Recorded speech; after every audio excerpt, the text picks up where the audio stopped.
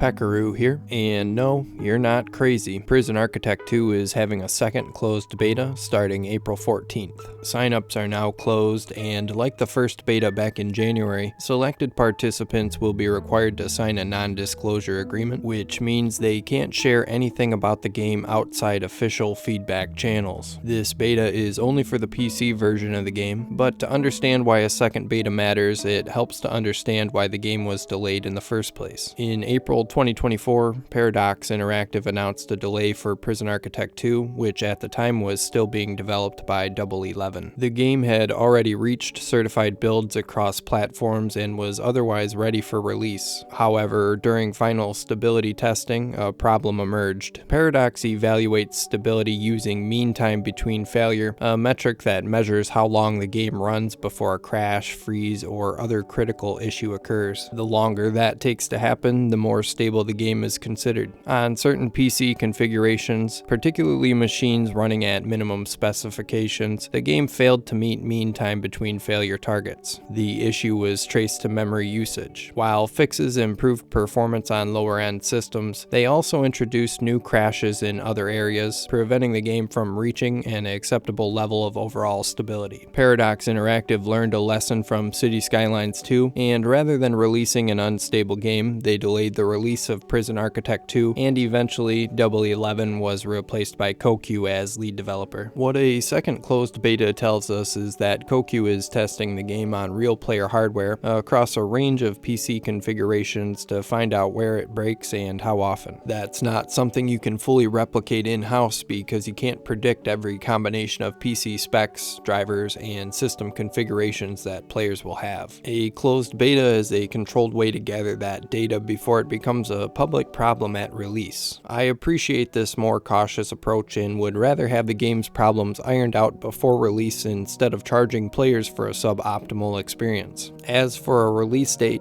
Paradox's busier release windows are Q2 and Q4, so Q4 2026 is probably a more realistic target at this point. And if you want more updates on Prison Architect 2 or other management and simulation games, subscribe so you don't miss the next one. Thanks for watching. Godspeed.